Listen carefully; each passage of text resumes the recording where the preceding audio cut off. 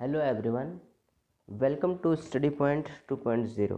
Friends, आज के इस वीडियो में हम देखने वाले हैं रेलवे ग्रुप डी के 2018 में पूछे हुए प्रीवियस ईयर्स के क्वेश्चंस को। तो फ्रेंड्स, रेलवे का जो 2018 में एग्ज़ाम हुआ था, आप देख सकते हैं यहाँ 17/9/2018 से 17/12/2018 तक ये एग्ज़ाम चला था और इसमें टोटल 135 शिफ्ट में एग्ज़ाम हुए थे। तो हम सब क्वेश्चंस को सेट वाइज देखते चलेंगे। तो 135 शिफ्ट का तो एक ही वीडियो में संभव नहीं होगा, बड़ा हो जाएगा वीडियो। तो एक एक सेट हम लोग डेली देखेंगे। 135 शिफ्ट का लगभग 13,500 से ज़्यादा क्वेश्चन हम देखने वाले हैं।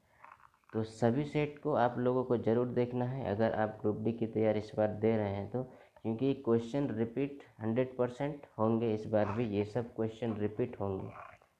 तो बिना टाइम वेस्ट किए स्टार्ट करते हैं पहले सेट को। तो देखते हैं पहला सेट में क्या क्या क्वेश्चन है। तो पहला सेट का जो पहला क्वेश्चन है, देख सकते हैं आप लोग। उस व्यक्ति को चुनें जो समान समूह से संबंधित ना हो। मतलब इसमें से विषम कौन है, विषम को चुनना है। तो सबसे पहला ऑप्शन है थॉमस ए एडिसन, दूसरा है विराट कोहली, तीसरा है अलेक्जेंडर ग्राहम बेल, चौथा है अल्बर्ट आइंस्टीन। ठीक है, तो आप लोगों को नाम से ही पता चल रहा होगा कि विराट कोहली इसका करेक्ट आंसर होगा, क्योंकि बाकी तीनों एक साइंटिस्ट है और विराट कोहली एक क्रिकेटर है। ठीक है, तो इसका करेक्ट आंसर जो होगा वो ऑप्शन 2 विराट कोहली हो जाएगा। तो ये रीजनिंग का क्वेश्चन था। तो चलते हैं अगले क्वेश्चन के ऊपर। अगला क्वेश्चन जो है ये भी रीजनिंग का ही क्वेश्चन है। तो इसमें भी क्या करना है, डिफरेंट कौन है उसको चुनना है। इसमें से जो विषम है उसी को देखना है। तो देखिए फिगर में ये जो टी है जस्ट इसके अपोजिट है, ये भी वी है जस्ट उसके अपोजिट है, ए जस्ट ए के अपोजिट है। लेकिन इस फिगर को आप देखिए गौर से, दोनों एक ही जैसा है, इसमें अपोजिट का कंडीशन नहीं है। तो इसका करेक्ट आंसर सी हो जाएगा, क्योंकि सी में जो दोनों ही है वो सिमिलियर है, अपोजिट नहीं है। तो इसका करेक्ट आंसर क्या हो जाएगा, सी। तो अगले क्वेश्चन को देखते हैं हम लोग। अगला प्रश्न जो है एक मैथ का क्वेश्चन है जो डाटा सफिशिएंसी से पूछा हुआ है।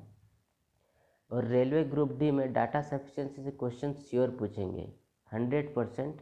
इसका क्वेश्चन 1 2 3 कितनों भी पूछा जाना ही है। तो इसको जूम कर लेते हैं पहले और देखते हैं कि क्या क्वेश्चन पूछा गया है। बोल रहा है कि एक पाई चार्ट है, पाई चार्ट दिखाई दे रहा होगा आप लोगों को। इसमें क्या है, भारत की मोबाइल फ़ोन विनिर्माण कंपनियों के बारे में जानकारी दिया गया है। थोड़ा छोटा कर लें। हाँ, अब जो निर्मित मोबाइल फ़ोन की कुल संख्या है वो संख्या भी यहाँ दे दिया गया है। कितना संख्या दिया हुआ है, 12 क्या हुआ है, इसका संख्या जो है वो दिया हुआ है। ठीक है, 12,40,000 इसकी संख्या है। तो क्वेश्चन क्या पूछा हुआ है कि एल एम और एन, ये जो कंपनी है एल एम एन, इसके द्वारा कुल कितने मोबाइल फ़ोन निर्मित हुए हैं। तो सबसे पहले हमें देखना होगा फिगर में कि एल एम एन है कहाँ। तो देखिए यहाँ पर है, और इसके द्वारा कितना किया हुआ है, 30%। ठीक है, 30% किया हुआ है। टोटल कितना है, 12,40,000, 12,40,000 है। और इसका 30% तो कितना हो जाएगा, 12,40,000 का 30%, 2 0, यहाँ से एक, यहाँ से एक काट देंगे। 124 को 3 बार मल्टीप्लाई करेंगे तो कितना हो जाएगा, 372, इधर 2 0, 372 2 0, 372 2 0। देखिए ये है इसका करेक्ट आंसर, 372 ये। तो ये इस क्वेश्चन का करेक्ट आंसर हो जाएगा। अगला क्वेश्चन देखते हैं, ये साइंस का है। साइंस और जीके के क्वेश्चन से आप लोगों को मैं यही बताऊंगा कि जितने भी साइंस और जीके के क्वेश्चन इसमें पूछे गए हैं 100% इस बार का ग्रुप डे में यही सब क्वेश्चन, ज़्यादातर नहीं तो कुछ तो है जो कि रिपीट होगा। 13,000 क्वेश्चन हम लोग देखने वाले हैं। तो 13,000 में साइंस और जीके के कई क्वेश्चन होंगे और उससे रिपीट ज़रूर होंगे, इसीलिए साइंस और क्वेश्चन को आपको नोट और याद करके रख लेना है। क्वेश्चन देखिए, जब किसी पिंड पर असंतुलित बल लागू किया जाता है तब इसकी डैश में निरंतर परिवर्तन होता है। किसमें? तो इसके चाल में परिवर्तन होता है। ठीक है, चाल में, ऑप्शन डी, चाल में परिवर्तन होता है। जब किसी पिंड पर असंतुलित बल लागू किया जाता है तो इसकी चाल में निरंतर परिवर्तन होता है। ठीक है, तो चाल इसका करेक्ट आंसर हो जाएगा। अगला क्वेश्चन क्या है? अगला क्वेश्चन है कि निषेचित अंडा युग्मज किसमें समाविष्ट हो जाता है? जो अंडा है निषेचित, ये निषेचित अंडा युग्मज ये किसमें समाविष्ट हो जाता है? तो ये समाविष्ट हो जाता है गर्भाशय में। गर्भाशय इसका करेक्ट आंसर हो जाएगा। तो निषेचित अंडा युग्मज ये समाविष्ट हो जाता है गर्भाशय में। ऑप्शन 2 इसका सही आंसर होगा। देखिए, ये बहुत ही कहेंगे कि आसानी प्रश्न है। निम्नलिखित में कौन से तत्व का रासायनिक प्रतीक लेटिन से लिया गया है? तो आप सभी को पता होगा, इसमें देखना ही नहीं है, आयरन करेक्ट आंसर होगा, क्योंकि आयरन का संकेत क्या होता है? Fe, और Fe का मतलब क्या है? किससे? ये Fe लिया कहाँ से गया है? तो ये लिया गया है फेरम से। तो ये लेटिन नाम है, आयरन का लेटिन नाम फेरम है, जिसका संकेत हम लोग केमिस्ट्री में आयरन का Fe है। ठीक है, तो यही है फेरम, लेटिन नाम से लिया गया है इसका लेटिन। तो ये आयरन इसका सही आंसर होगा। अब देखते हैं, ये करंट का क्वेश्चन है 2018 का। तो 2018 का जो करंट का पूछा है वो आपको याद नहीं करना है, वो देखना है कि किस पैटर्न पर करंट 2018 में पूछा गया था। उस पैटर्न का आपको करंट इस बार भी देख के जाना है। जैसे पूछा था पत्रकारिता के क्षेत्र में लाइफ टाइम अचीवमेंट अवार्ड। ठीक है, अवार्ड से क्वेश्चन पूछा है, तो इसका किसे चुना गया था? तो उस समय मार्क टूली को चुना गया था।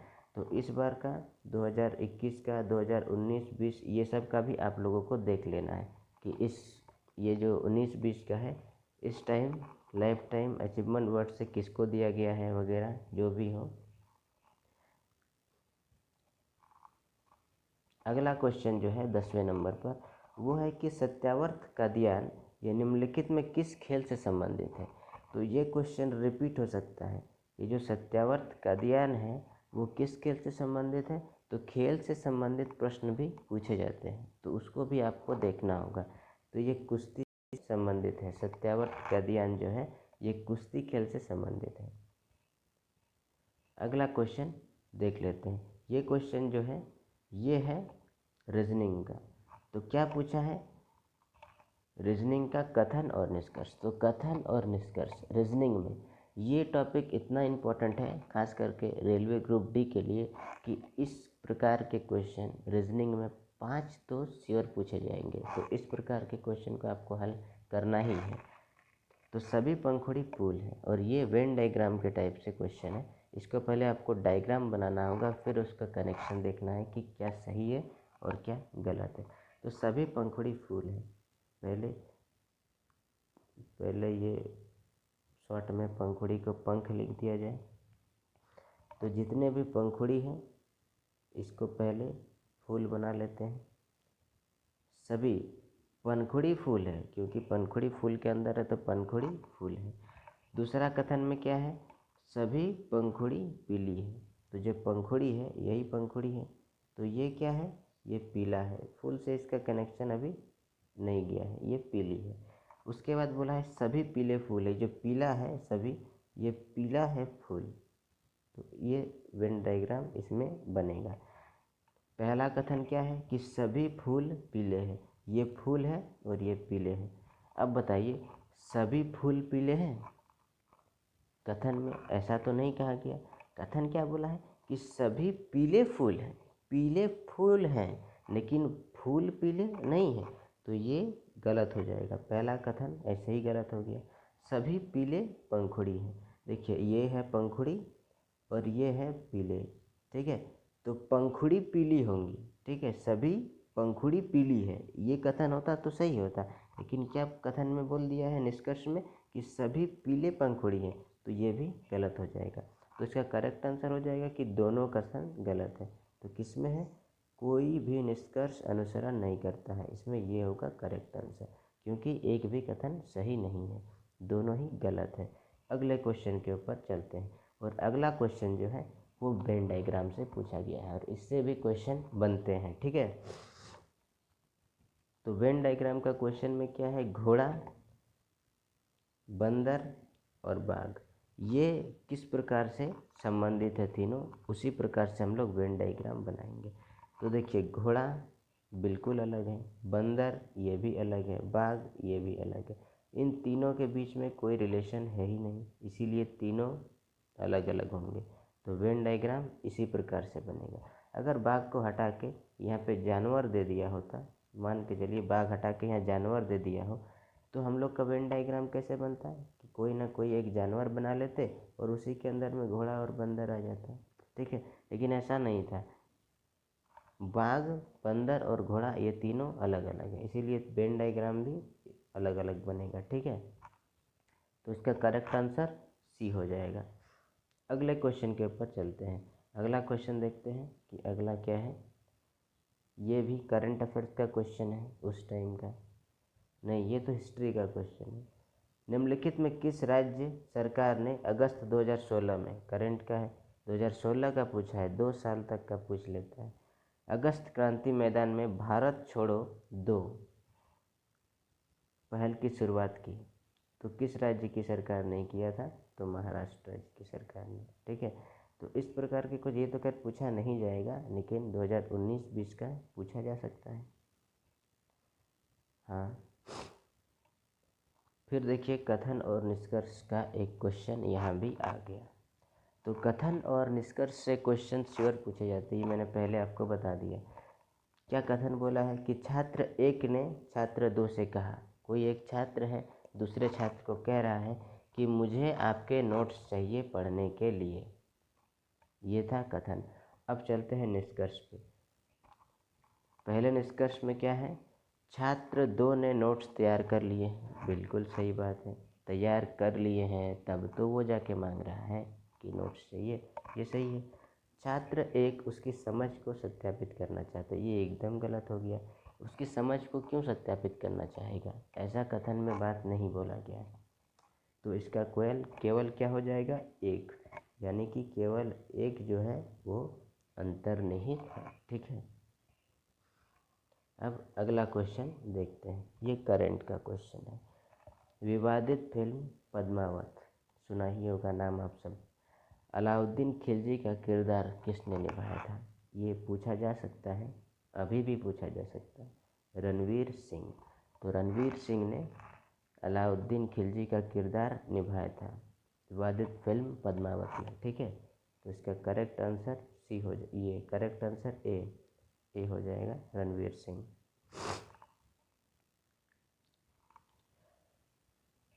अब देखते हैं अगला क्वेश्चन जो है रीजनिंग का। ये क्वेश्चन सीरीज का है, बहुत ही सिंपल है। देखिए, सी है, डी, एफ और आई।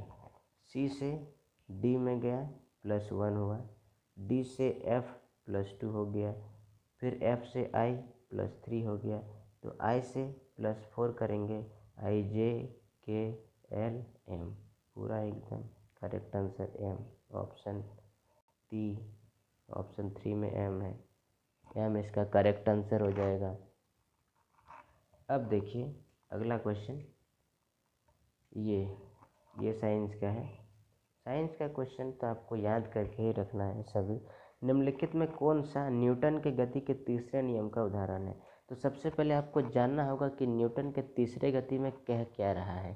तो न्यूटन का तीसरा गति का क्या अर्थ है कि वो क्या कहता है कि कहता है कि प्रत्येक क्रिया के विपरीत एक प्रतिक्रिया होती है, मतलब दोनों साइड से फोर्स लगता है। अगर किसी को आगे जाना है तो पीछे से भी उसका फोर्स लगना चाहिए, मतलब दोनों साइड से फोर्स काम करना चाहिए। तो ऐसा किसके कंडीशन में होगा, तो आप लोग देख सकते हैं रॉकेट लॉन्च करना, यही है। रॉकेट इसी सिद्धांत पर काम करता है, न्यूटन के गति का जो 3rd लॉ है इसके अकॉर्डिंग, ठीक है। तो 4 इसका करेक्ट आंसर हो जाएगा। अब रीजनिंग का एक क्वेश्चन फिगर का है। ये फिगर ऑप्शन में देखना है कि कौन सा मैच कर रहा है। तो सबसे पहले या तो आप इस फिगर को ढूंढ लो या फिर छांटने वाला काम करो, क्योंकि इस फिगर जैसा कौन है इसमें। तो सबसे पहले ये तो है नहीं, ये तो चांस ही नहीं है, और ये है ही नहीं, क्योंकि ये देखिए ये अलग है और ये अलग है। इस प्रकार से मतलब ये भी होगा फिगर में और ये भी बनेगा, ये दोनों होगा। तो देखिए ये भी है फिगर में और ये भी है दोनों, तो ए जो है वो सही आंसर हो जाएगा। देखिए ऑप्शन ए है, तो ऑप्शन ए ही इसका करेक्ट होगा। बस इसमें देखना है कि जिस प्रकार फिगर में दिया है क्वेश्चन का आंसर फिगर में होगा। अब देखिए एक क्वेश्चन है, किसी वस्तु पर कार्य करने वाले गुरुत्व बल को डैश के रूप में जाना जाता है। तो किसी वस्तु पर कार्य करने वाले बल को डैश के रूप में जाना जाता है, तो इसका करेक्ट आंसर क्या हो जाएगा? इसका करेक्ट आंसर होगा भार।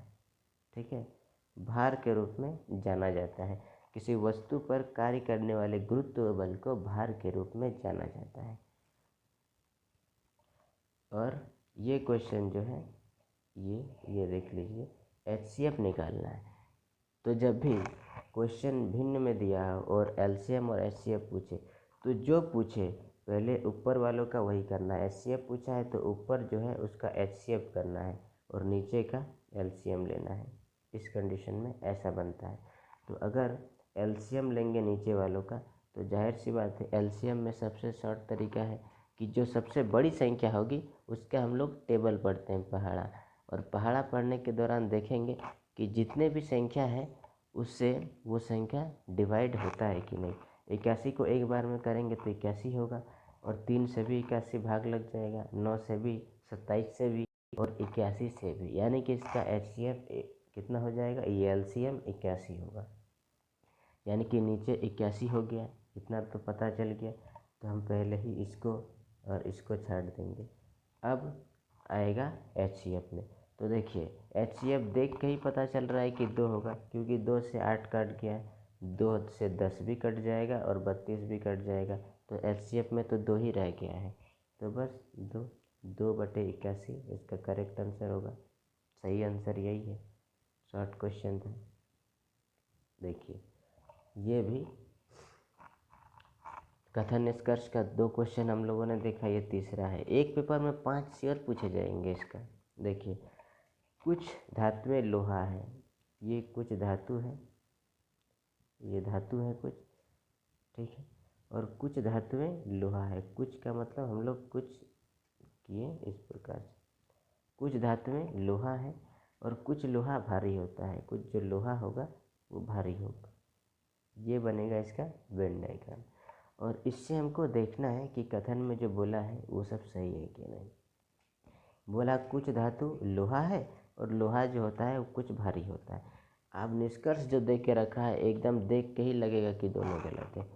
सभी लोहे धातुएं हैं। यहाँ जब क्वेश्चन में ही क्या बोला है कि कुछ, क्वेश्चन में कुछ का कंडीशन दे के रखा है, तो निष्कर्ष में सभी का तो कंडीशन फॉलो ही नहीं करेगा। तो ऑप्शन ए तो ऐसे ही गलत हो गया, और ऑप्शन 2 भी यही कह रहा है निष्कर्ष में कि सभी भारी धातुएं हैं। सभी का तो यहाँ कनेक्शन ही नहीं होगा, कंडीशन सभी का क्वेश्चन में बोला ही नहीं गया है। अगर कुछ का यहाँ पे होता तो हम लोग ध्यान से देखते कि कहाँ कहाँ क्या है, लेकिन यहाँ सभी बोल के ना आसान कर दिया कि सभी का कंडीशन ही नहीं है यहाँ, तो दोनों ही गलत हो जाएगा। तो ऑप्शन ए कोई भी निष्कर्ष अनुसरण नहीं करता है, ये जो होगा करेक्ट आंसर होगा। ठीक है, अब अगला जो है वो है, जब कोई वस्तु वृत्तीय पथ पर गति करती है, इस प्रकार इस पर अगर कोई गति करती है तो घूर्णन करती हुई वस्तु पर केंद्र की ओर इस साइड में एक बल लगता है। उसको क्या बोलते हैं? ये 2 है, ठीक है, तो उसको बोलते हैं अभिकेंद्र बल। ये एक पूछा जाता है। एक इसी का उल्टा जो पूछा जा सकता है कि जब कोई वस्तु वृत्तीय पथ पर गति करती है तो घूर्णन करती हुई वस्तु के केंद्र की बाहर की ओर एक बल लगता है, एक अंदर की ओर लगता है। तो जो अंदर की ओर लगेगा उसको हम लोग अभिकेंद्रीय बल बोलेंगे, और जो बाहर की ओर लगेगा उसको अपकेंद्रीय बल बोलेंगे। ठीक है, तो ये आपको याद रखना है। अभिकेंद्रीय और अपकेंद्रीय बल, क्योंकि ये दोनों ही पूछा जाता है। अब यहाँ पे एक और वेन डायग्राम का क्वेश्चन है। तो वेन डायग्राम के क्वेश्चन में हम लोग को सबसे ज़रूरी चीज़ जो देखना होता है वो होता है रिलेशन। तो देखिए, एक वेल है, एक जहाज़ है और एक महासागर है, ये तीन चीज़ दिया है। तो ये तीन चीज़ में रिलेशन देखना है कि सबसे पहले महासागर को आपने बनाना है। ये महासागर हुआ, और महासागर के अंदर में ही तो वेल भी मिल जाती है और जहाज़ भी पाया जाता है, होता है कि नहीं। महासागर में तो ये दोनों हैं, तो महासागर के अंदर ये दोनों बन जाएंगे। तो वेन डायग्राम इसी प्रकार से बनेगा। ज़रूर देखिए, ऑप्शन में है पहले का महासागर और उसके अंदर में जहाज और वेल मछली। अब अगला, ठीक है, देखिए, निम्न में से कौन सा विकल्प उस लवण का उदाहरण है जिसके जलीय विलयन पीएच मान 7 से कम, मतलब जिसका पीएच वो 7 से कम होता है। तो जलीय विलयन जिसका पीएच 7 से कम होता है, तो इसका सही आंसर होगा अमोनियम क्लोराइड। अमोनियम क्लोराइड का जलीय विलयन का पीएच मान 7 से कम होता है। इसका सूत्र क्या होता है? तो इसका सूत्र होता है NH4Cl2। इसको हिंदी में नौसादर कहा जाता है, ठीक है। सही से नहीं लग रहा,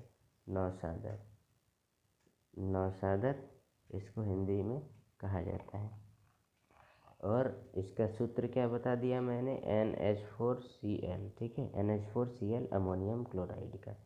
तो अब जो अगला क्वेश्चन है वो है, निम्नलिखित में किसे पर्वतीय पर्यटन स्थलों की राजकुमारी के रूप में जाना जाता है? ये जो क्वेश्चन है इसको आपको याद रखना है, ऐसा क्वेश्चन पूछा जाएगा। तो क्वेश्चन क्या है कि किसे पर्यटन स्थलों की राजकुमारी के रूप में जाना जाता है? तो उत्तर होगा कोडेकानल। कोडेकानल जो है इसको पर्यटन स्थल की राजकुमारी के रूप में जाना जाता है। यूके में ये है, उत्तराखंड में, मतलब यूके का यूनाइटेड किंगडम नहीं, उत्तराखंड में। अब देखिए, बहुत ही इजी क्वेश्चन है। भारतीय संसद का उच्च सदन किसे कहते हैं? तो जो ऊपर सदन है उसको राज्यसभा बोला जाता है। क्या? राज्यसभा बोला जाता है ऊपर वाला, और नीचे वाला को लोकसभा कहते हैं कि नहीं? ऊपरी सदन को लोकसभा, ये ऊपरी सदन को राज्यसभा और निचली सदन को लोकसभा। तो ऊपर सदन को राज्यसभा कहा जाता है, ठीक है। अब देखिए अगला क्वेश्चन, ये तो 2017 का करंट से पूछा है, स्पोर्ट्स से पूछा है। स्पोर्ट्स से 2 क्वेश्चन हो गया करंट का, स्पोर्ट्स से। तो इस बार का स्पोर्ट का क्वेश्चन आप लोगों को देख लेना है करंट में, ठीक है। अब देखिए, धातु ऑक्साइड और हाइड्रोजन का निर्माण करने के लिए निम्नलिखित में कौन सी धातु वाष्प के साथ अभिक्रिया करती है? तो वाष्प के साथ अभिक्रिया कौन करती है? अल्युमिनियम। Al। अल्युमिनियम जो है वो हाइड्रोजन का निर्माण करने के लिए धातु वाष्प के साथ अभिक्रिया करती है। देखिए अगला क्वेश्चन रीजनिंग का है। ये फिगर यहाँ पे देखना है कि किस में है। तो सबसे पहले ये वाला तो कट गया क्योंकि ये यहाँ पे है ही नहीं।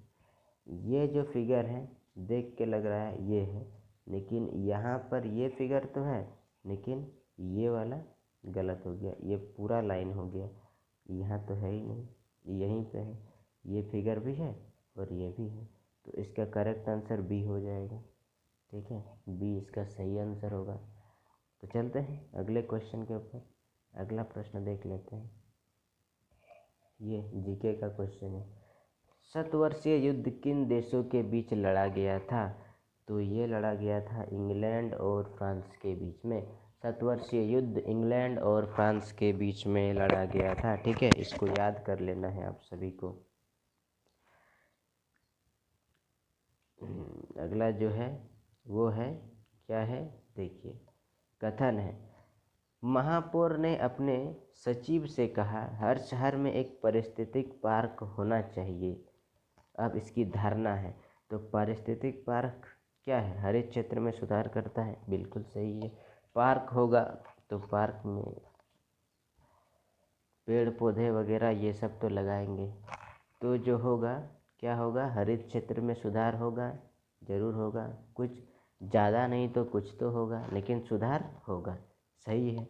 पारिस्थितिक पार्क, वायु प्रदूषण, बिल्कुल सही है। अगर हरित क्षेत्र में सुधार हुआ, पेड़ पौधे लगाएं, तो वायु प्रदूषण का रोकने का सबसे जो मुख्य तरीका क्या है, पेड़ पौधा। तो जब हरित क्षेत्र में सुधार हुआ, लोग पेड़ पौधे लगाएं, तो जाहिर सी बात है कि वायु प्रदूषण कम होगा, कोई दिक्कत नहीं है, इसमें भी सही होगा। यानी कि दोनों ही कथन सही है, ठीक है, दोनों ही कथन सही है। अब चलते हैं अगले क्वेश्चन के ऊपर। तो अगला क्वेश्चन क्या है, देखिए ये क्वेश्चन साइंस का है। निम्नलिखित में क्या ठोस, द्रव्य और गैस तीनों रूपों में पाया जाता है। तो क्या ठोस, द्रव्य और गैस तीनों रूपों में पाया जाता है, तो अधातु। अधातु जो है, नॉन मेटल, ये सॉलिड, लिक्विड, गैस तीनों रूपों में पाई जाती है। क्वेश्चन बहुत इंपॉर्टेंट है, कई शिफ्ट में पूछा हुआ है, मैंने सभी शिफ्ट को देखा है। ये क्वेश्चन लगभग कई शिफ्ट में रिपीट हुआ है, तो इसका चांस बनता है, इसको देख लेना है। अधातु जो है वो तीनों रूपों में पाया जाता है। अब ये क्वेश्चन ये है, निम्नलिखित में किस देश की तटीय रेखा विश्व में सबसे लंबी है। आसान सा क्वेश्चन है। कनाडा किस महाद्वीप में है, उत्तरी अमेरिका महाद्वीप में, उत्तरी अमेरिका महाद्वीप में है कनाडा देश, ठीक है, और इसकी तट रेखा सबसे लंबी है। चलते हैं नेक्स्ट क्वेश्चन। नेक्स्ट क्वेश्चन जो है वो इंग्लिश से लिखा हुआ है। The flexibility in plants is due to collenchyma. इसका आंसर हो जाएगा, क्योंकि कोलेनकाइमा जो होता है वो प्लांट टिश्यू है। और किस प्रकार का टिश्यू है, तो ये प्लांट में जो फ्लेक्सिबिलिटी होती है इसी के कारण होता है। किस टिश्यू के कारण, तो कोलेनकाइमा के कारण। तो प्लांट टिश्यू में 3 टिश्यू होते हैं। पहला होता है पेरेन्काइमा, दूसरा कोलेनकाइमा और तीसरा स्क्लेरेन्काइमा। तो इन लोगों के बारे में आपको डिटेल्स में पढ़ना होगा। अभी तो इन सारी चीज़ों के बारे में बता नहीं सकता हूँ, बाद में इसके बारे में बताऊँगा। अभी पहले क्वेश्चन में जो था उसको मैंने बता दिया। अब अगला क्वेश्चन के ऊपर चलते हैं। अगला क्वेश्चन जो है देखते हैं, ये क्वेश्चन भी देख लीजिए, ये भी मैथ्स का ही है। मैथ तो मैं इस वीडियो में नहीं बता सकता हूँ, क्योंकि बहुत ही बड़ा वीडियो हो जाएगा। मैथ्स का हो सके तो मैं अलग से वीडियो इसी सेट का अलग से बना दूँ। अभी बस जो छोटा छोटा क्वेश्चन होगा उसको मैं बता दूँगा। तो देखिए, अभाज्य संख्याओं का युग्म, युग्म का मतलब है 1 फिर 3, बीच में 1 का गैप, ठीक है। इस सिचुएशन में होगा तो है उसका युग्म। जैसे कि ये जितने भी ऑप्शन हैं सबको आप देखिए, एक दूसरे का हर कोई अभाज्य संख्या है। 37 भी है, 41 भी है, 43, 47, 3, 7, लेकिन युग्म कौन है, 71 और 73। इन दोनों में 1 का ही गैप है। इसके बीच में कौन है, 72। तो ये हो गया युग्म, बीच में 1 का गैप होना चाहिए, उसी को युग्म का। जैसे कि 5 और 7 ऑप्शन में होता तो वो भी सही होता, तो उसको युग्म कहा जाता है, ठीक है। अब देखिए आगे देखते हैं, ये साइंस का क्वेश्चन है। क्या है, in which of the following process is oxygen released into air. तो ऑक्सीजन जो रिलीज्ड होता है वायु में वो किसके कारण होता है, तो वो फोटोसिंथेसिस, प्रकाश संश्लेषण बोलते हैं हिंदी में उसको, तो उसके कारण, ठीक है। तो अगला क्वेश्चन पे चलते हैं। ये है रीजनिंग का क्वेश्चन। पहले इसको जूम कर लें, फिगर वाले क्वेश्चन जूम करना पड़ेगा। देखिए ये है पहला फिगर, ये था इस प्रकार से, यहाँ सटा हुआ था इस लाइन में, लेकिन यहाँ पे इसी लाइन में ये दूर दूर हो गया। यहाँ पर इसी लाइन में ये सटा हुआ है, तो अब क्या होगा, इसी लाइन में दूर दूर हो जाएगा, इस प्रकार से ये होगा। तो ये किस फिगर में आपको मिलेगा, देखिए छोटा करके, ऑप्शन बी में है। ऑप्शन बी जो है इसका करेक्ट आंसर हो जाएगा।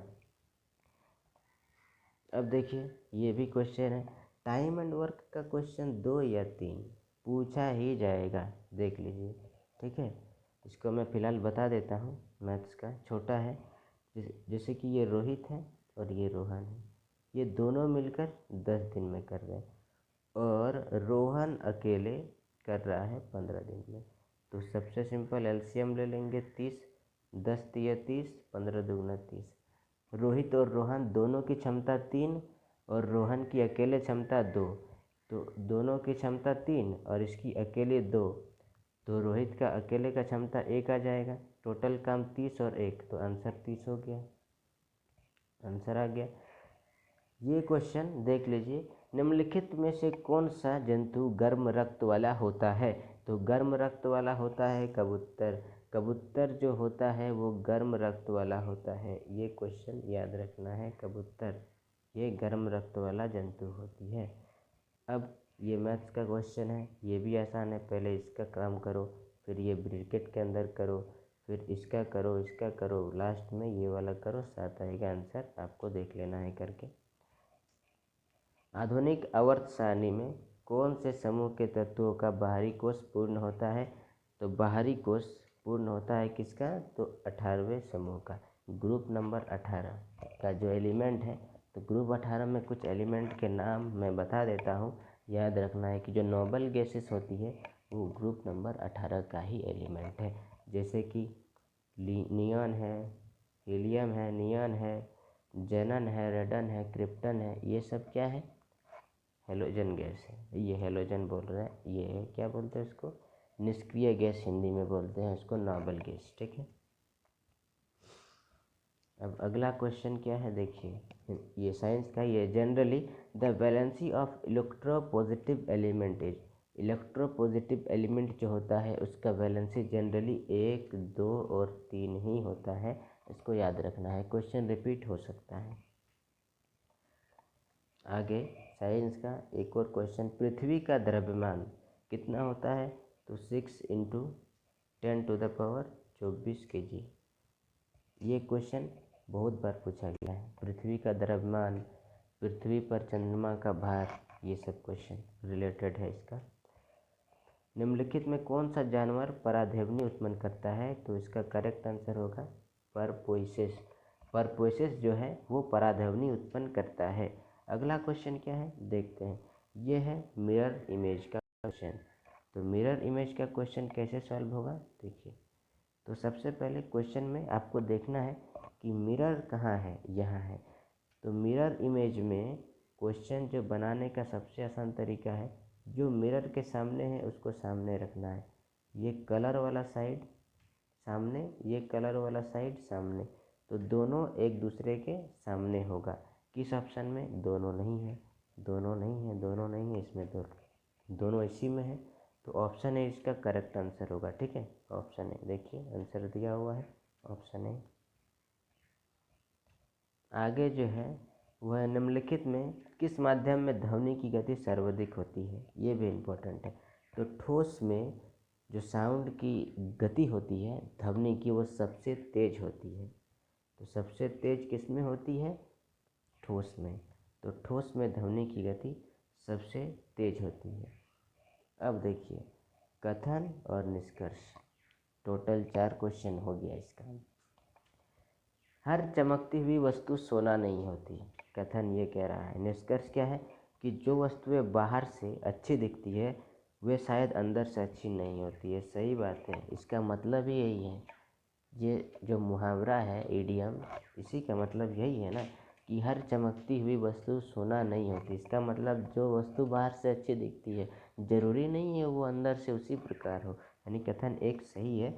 हर किसी भी वस्तु का व्यक्ति, उसकी बनावट और आचरण के पीछे आंतरिक सत्य की कल्पना, ये भी बात सही है। वही चीज़ तो यहाँ भी कहा जा रहा है, यानी कि दोनों ही निष्कर्ष सही है। निष्कर्ष 1 और 2 दोनों ही पालन कर रहा है।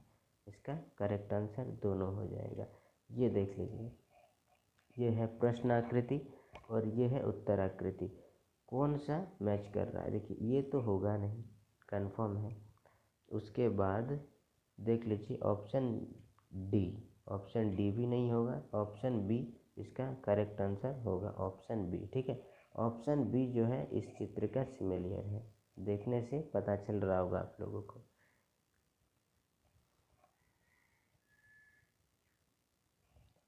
ये ट्रैफिक नियम को ट्रैफिक को नियंत्रित करने के लिए रोबोट का उपयोग करने वाला भारत का पहला शहर ये है इंदौर, जो कि स्वच्छ शहर, इसको स्वच्छता का शहर कहा जाता है। भारत का जो सबसे स्वच्छ शहर होता है, जब भी स्वच्छता की रैंकिंग की जाती है, लगभग मतलब जो मल्टीपल टाइम्स होता है वो इंदौर ही फर्स्ट रैंक पे आता है। तो ये स्वच्छता का शहर भी होता है। अब अगला क्वेश्चन, फिर कथन निष्कर्ष से क्वेश्चन पूछ दिया है कि सभी कारें जो कार है वो जीप है। सभी कार जीप है और सभी जीप चार पहिया है। जितने भी जीप है वो चार पहिया है। ठीक है। अब निष्कर्ष है, सभी चार पहिया कारें हैं। ये चार पहिया एक कार, तो चार पहिया जो है वो कार है। सभी कार चार पहिया है, चार पहिया कारें नहीं है, ये गलत होगा। कुछ चार पहिया जीप है, तो चार पहिया जीप।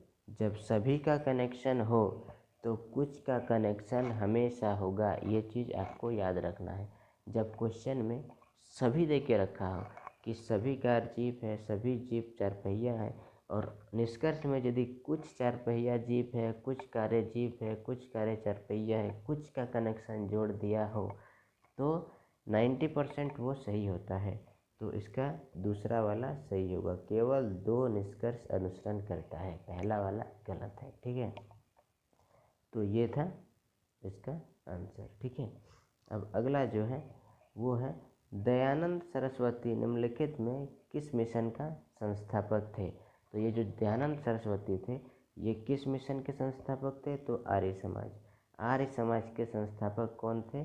तो दयानंद सरस्वती। दयानंद सरस्वती इसके संस्थापक थे।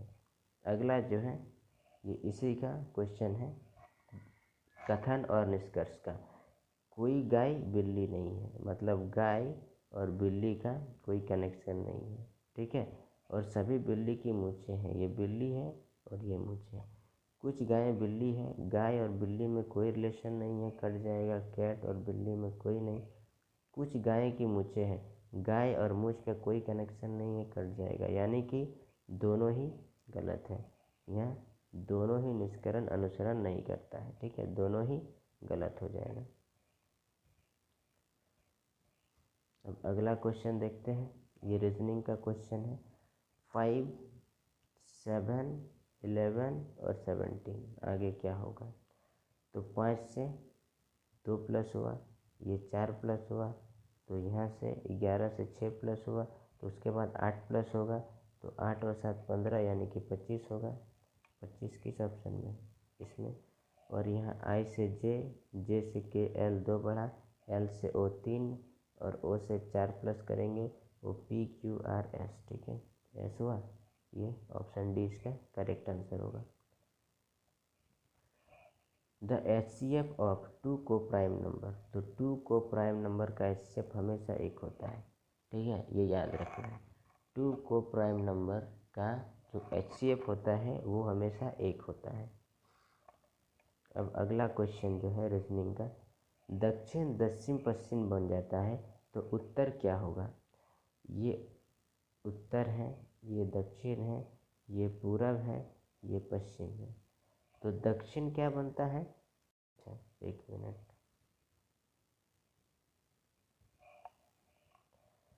ये जो दक्षिण है, ये दक्षिण है और ये पश्चिम है, तो ये दक्षिण पश्चिम बन जाता है। तो उत्तर जो होगा, तो उत्तर उत्तर पूर्व बनेगा। एकदम दक्षिण दक्षिण पश्चिम बनता है, तो उत्तर उत्तर पूर्व बनेगा, अपोजिट। तो इसका आंसर उत्तर पूर्व होगा। ठीक है। अब अगला है, एक सुचालक का प्रतिरोध निम्नलिखित में किस कारक पर निर्भर करता है? तो एक सुचालक का प्रतिरोध उसकी दाब पर, प्रेशर पर, ठीक है, दाब पर निर्भर करता है प्रतिरोध। इसका करेक्ट आंसर दाब हो जाएगा। अगला है रीजनिंग का क्वेश्चन। देखिए, ये रीजनिंग का ही क्वेश्चन है। B25Y/D, बी से डी जो हुआ है 2 प्लस हुआ है, डी से एफ हुआ है, DEF इसमें भी 2 हुआ है, एफ से 2 प्लस होगा, FGH होगा। तो सबसे पहले जिसमें एच नहीं है उसको तो हटा देंगे, 2 गो में है इसको रहने देंगे। 25 से 2 माइनस हुआ है, 23 से 2 माइनस हुआ है, 21 से 2 माइनस होगा 19 होगा। 19 किस में है? इसमें। ठीक है, ऑप्शन ए इसका सही आंसर हो जाएगा, H19S ये होगा करेक्ट आंसर। तो ये हो गया आज का। तो हाँ ये देखिए, the ratio of the mass of hydrogen to the mass of oxygen always. Oxygen और हाइड्रोजन का रेशियो हमेशा 1:8 होता है, 1:8। ये आपको याद रखना है। तो ये था इम्पोर्टेंट क्वेश्चन। अब ये पावरलूम क्षेत्र को बढ़ावा देने के लिए केंद्रीय मंत्री ने पावर टैक्स इंडिया स्कीम की शुरुआत की है। किस मंत्री ने? स्मृति ईरानी।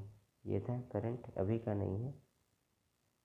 देखिए इस फिगर में अगला जो फिगर है वो क्या होगा।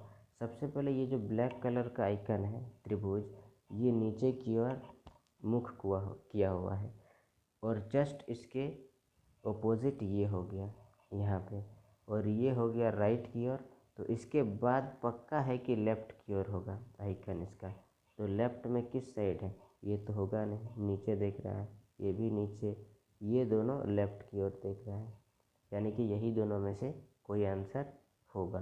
तो आप दूसरा फिगर को आपको देखना होगा कि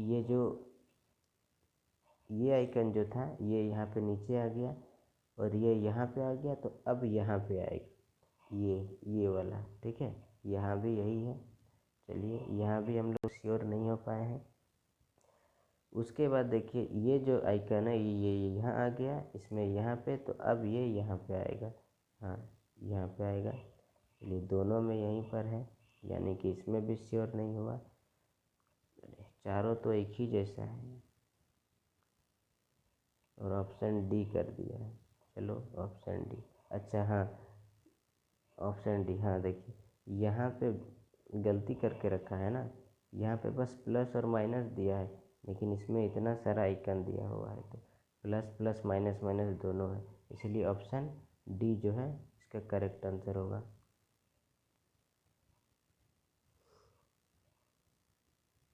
तो ये हो गया। आज के सेट में तो इतना ही क्वेश्चन था। हम लोगों ने क्या देखा, साइंस के क्वेश्चन को लगभग देख लिया, जितने भी जनरल अवेयरनेस के क्वेश्चन थे उनको भी देखा, कुछ हद तक मैथ्स का क्वेश्चन भी देख लिया और रीजनिंग के भी लगभग सारे क्वेश्चन देख लिए। तो पहला सेट से आप सभी को सारा चीज़ हो चुका होगा क्लियर। अब नेक्स्ट डे को दूसरा सेट बताया जाएगा। अगर चैनल में नए हैं तो सब्सक्राइब जरूर करके रख लेना और सभी पार्ट को ज़रूर देखना, क्योंकि अगर आपने 139 शिफ्ट का ये 13,000 क्वेश्चन कर लिया तो हमको नहीं लगता है कि ग्रुप डी इस बार आपसे छूटे। ठीक है, तो चलते हैं, आज के लिए इतना ही, तब तक के लिए धन्यवाद। जय हिंद।